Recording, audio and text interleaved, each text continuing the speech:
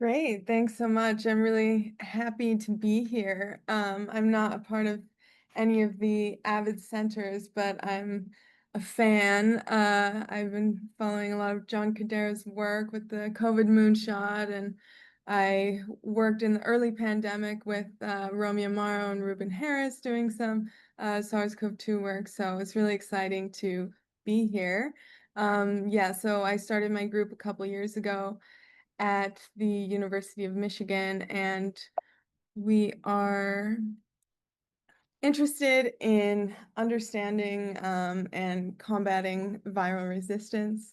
We use, as mentioned, a lot of computational and experimental methods. We're really trying to use both machine learning as well as physics in order to be able to predict biological mechanisms and phenomena that can be useful for doing structure-based drug design. So I'll talk to you about a few different studies, starting with our efforts towards predicting viral resistance.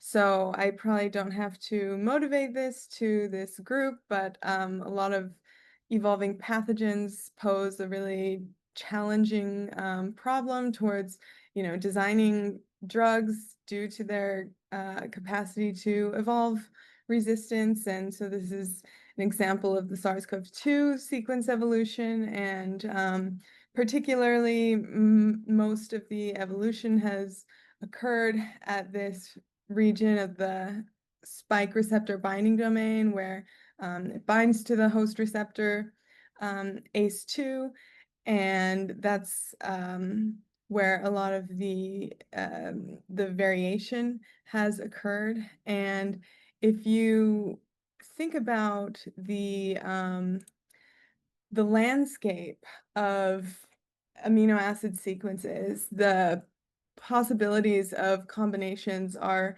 extremely large. So I, titled this about, we're trying to search through sequence space and other different types of spaces, and really kind of try and find these needles in haystacks essentially in order to answer a lot of these problems. So if you, just think about protein. So the receptor binding domain is 200 amino acids. The possibilities of combinations are incredibly large, and difficult to test all of them. Even if you just look at a sequence with 96% similarity, we only allow 9 mutations from wild type. There's still an extremely large amount of sequence possibilities. So how do we think about all of these different possibilities and start to try and predict which sequences are going to emerge, so that we can proactively think about preventing and preparing for this resistance? Um, one of the experimental methods that is really good for providing data on different variations of protein sequence is this deep mutational scanning. So there's in the beginning of the pandemic, Jesse Bloom and Tyler Starr did this really great initial study where they did this deep mutational scanning of the receptor binding domain, and their library contains 10 to the 5 mutants of the receptor binding domain, all with labels of affinity values, which is a really great set of data for understanding this sequence variation, but it's still only the tip of the iceberg of the possible number of sequences that can exist. And so what we wanted to do was see if we can start to, extrapolate beyond this, and can we define a predictive machine learning model that is able to take in receptor binding domain sequence and start to predict the binding affinity. And we tried a lot of different model architectures and found that really the simplest nonlinear model, multi-layer perceptron, really performs the best. It's the fastest as well, out of all the networks, which was really great to see. And we also, for sanity, checked that this is not a direct linear relationship between the sequence and the function of binding affinity. So adding this nonlinear, like small amount of complexity with the neural network can really help us make some of these predictions. And we also looked at whether incorporating physics approximations could improve these. So, for example, Rosetta design. So there's a lot of challenges when it comes to modeling these situations, and oftentimes we're having to balance the specialization and generalizability when we're working with these computational models, and a lot of these really great transferable models that are out there can be applied to many different types of problems. But when we're looking at a very specific regime, mutations within a single protein family, a lot of these transferable models aren't good at doing this specialization. So we looked at Rosetta binding predictions. They don't really correlate well with the real experimental values, and graph neural networks, which we would think, adding the structural context rather than just the sequence should theoretically improve the model. But again, we don't have structures for every single mutant, so we only have, the wild type structure and other predictions that we can model. But again, there's not really ground truth for every single structural variant, so that really didn't add any predictive performance to our models. Neither did the pre-trained embeddings, protein language models. Really the one hot was the best performing. So we have this really good simple predictor where we have a multi-layer perceptron neural network that can take in, it's been trained on the steep mutational scanning data set. It can take in the sequence and make really good predictions. Especially the power is really exciting when you look at combinatorial mutations. So up to 9, which is what was present in our training set, when we try and extrapolate predictions to a holdout test set, we are predicting really well, regardless of the number of mutations. Whereas if you do something like add or average the impact of point mutations to try and predict the combinatorial effect, it really doesn't perform very well. So doing this simple model and also having this type of training data is really valuable, right? Having training data on combinatorial mutations rather than just point mutations is really valuable because, yeah, viruses, the impact of multiple mutations is not necessarily a combination, direct linear combination of the individual point mutations. So we also wanted to say, can we extrapolate? Again, the sequence space is extremely large. So how can we start to sample from this? And we said, okay, we have this really good predictor. Can we assume that this is following, make this general assumption it's following a Boltzmann distribution, and use this to drive Monte Carlo simulations according to the Metropolis Hastings criterion. And so starting from the wild type sequence, we can run these simulations, sort of like a physics simulation with our machine learning model as our predictor. And already we can start to see mutations that are in the variants of concern showing up very consistently. And to look at it a little closer, so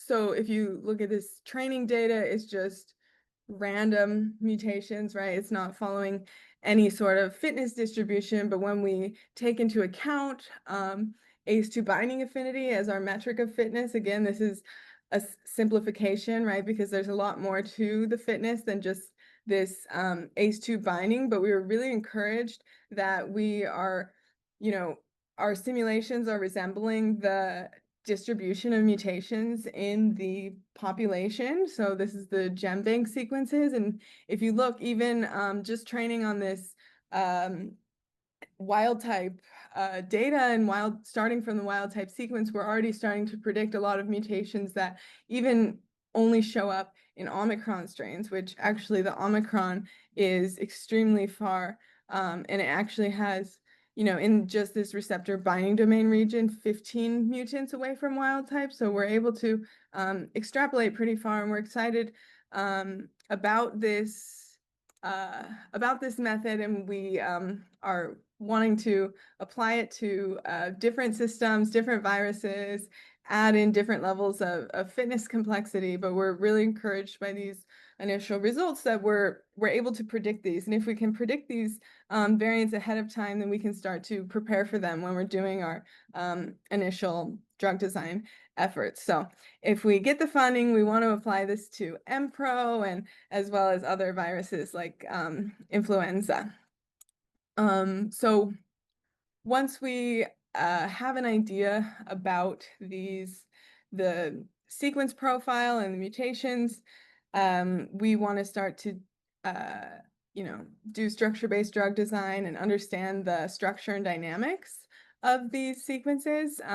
So we want to know how mutations are impacting the structure and dynamics, because this can be challenging to predict, and how can we use this to inform structure-based drug design. So one of the things that we're, really good at in my group is understanding dynamics, and we think this can be, really helpful and add something to the drug design rather than just looking at some of the static models, and training on the protein data bank structures. We think that, you can find a lot. You can find cryptic pockets when you look at this dynamics. You can understand allostery and how distal residues are important for allosteric communication.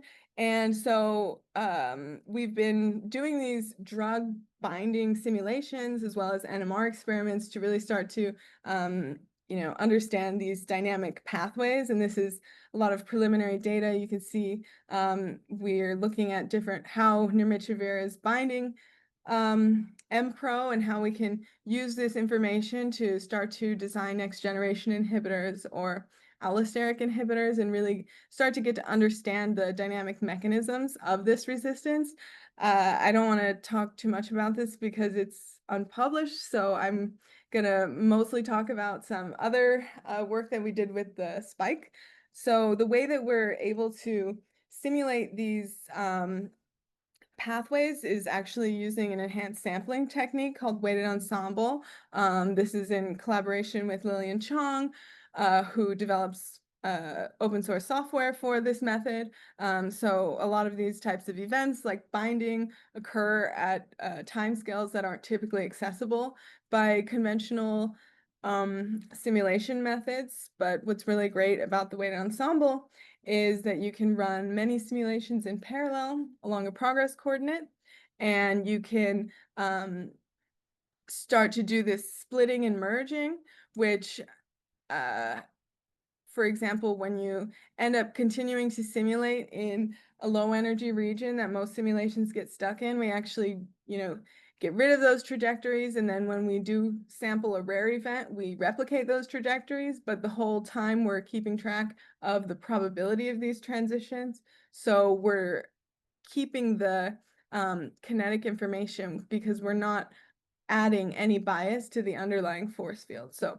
we're able to get a statistically rigorous ensemble of these pathways in an enhanced sampling sort of way. And so I can show some of the work that we did early on with the SARS-CoV-2 glycosylated spike opening. So Romy Amaro's group had developed this all-atom model of the SARS-CoV-2 glycosylated spike for running simulations. And so in collaboration with Romy Amaro and Lillian Chong, we were able to do these really large simulations of this glycosylated spike and get an ensemble of spike opening trajectories.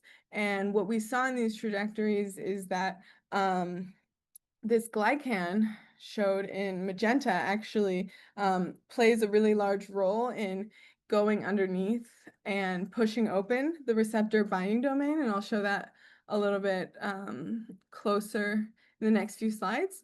So yeah, this glycan actually intercalates between these hydrophobic residues in the receptor binding domain and pushes it open.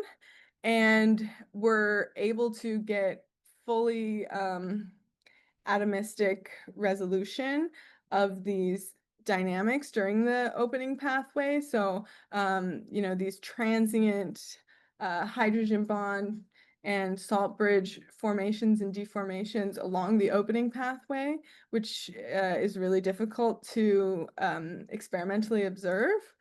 One collaboration that was really exciting was with Joachim Frank, where they did these manifold EM projections. So they took our simulation data and projected them onto the cryo-EM map and looked at the conformations that were observed in the actual experimental data and saw that the conformational landscape really follows what we're seeing in our simulations, which was really encouraging. Further experimental validation was done by Jason McClelland's group. And so a lot of the salt bridges that we found is really important, and especially this glycan that we found as important was when we got rid of that, it actually reduced the ACE2 binding by reducing spike opening quite a lot. And so we're really encouraged by, being able to figure this out with dynamic pathways, because previously they were able to find out these glycans that are essential for the structure by simulating both the closed and open spike. They saw that these two glycans were actually holding up the receptor binding domain, and the experiments showed that there's a decrease in opening. But when we looked at this dynamic mechanism, in the closed and open states, this glycan is actually in the same position, but only when we look at this dynamic transition can we see the real importance of it. And this glycan actually had a more pronounced effect on the spike opening than the other. So we're encouraged by these results, and we're hoping that we can show that these dynamic pathways are going to be really exciting in the drug discovery field. And so we're looking at these drug binding trajectories and seeing if we can use this for structure-based drug design. We have in our structure-based drug design, we're using Rosetta physics-based modeling, which uses an energy score to approximate interactions. So we're part of the Rosetta Commons, and we're using this to do a lot of our docking. And so essentially this is, the energy is a sum of weighted terms that have been defined empirically based on structures in the protein data bank. And previously, we've used active learning. So this is work that I had done in my PhD, which is, not so related to drug discovery, but I'll show you how we're applying it. So we were looking at protein-protein interface design for natural product biosynthesis pathways. And our goal was to design a protein-protein interface based on, the predicted binding energy from Rosetta. And what we showed is that if you just use the general Rosetta and start to make predictions about mutations that are going to have better binding affinity, you get we were able to get some biological activity from these designs, But what we did was we used an active learning type of approach where we incorporated the experimental data that we got into refining the score function. So we looked at, okay, well, what score terms are actually correlating most with our experimental activity? And can we then fine tune this score function to better make predictions in our specific case? So we were able to actually reduce a lot of the false positives and come up with a lot more predicted mutations a lot sooner. So our goal is to really apply this type of method in our drug design. So instead of predicting protein-protein interactions, we're improving the predictions of protein-ligand interactions. We're generating these really, really accurate models for our specific case rather than just a docking score that works in general for many different protein families. We're doing this active learning to generate these accurate docking models, but then we're using machine learning to again search through the vast chemical space. But when we're training our surrogate docking models, we're using an accurate docking model that we've developed with active learning, and we're hoping that this decreases our propagation of error that can typically occur when you're training models on simulated data. So I don't have a lot of actual data to show in this area, but this is something that we're really excited about. If we can get the funding to design antivirals, and specifically focusing on our designs on multiple variants that are likely to or have already been shown to cause resistance, how can we design inhibitors that are targeting multiple variants? With that, I have a lot of people to thank and acknowledge, a lot of people in my group, those who've been working on the MPRO simulations, Daniel and Yao. Jay and Sean have been working a lot on the deep mutational scanning machine learning, and collaborators as well, Frank Noe and Alex with the deep mutational scanning, and everyone with the spike weighted ensemble. Romy, Lillian especially, and funding. So thanks for listening. Happy to take questions.